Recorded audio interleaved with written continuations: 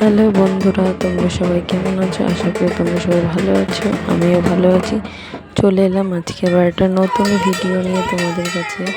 আমাদের পাশের বাড়ি কাকির বাড়ির গৃহপ্রবেশের পুজো অনুষ্ঠানের কিছু মুহূর্ত তোমাদের সাথে শেয়ার করছি।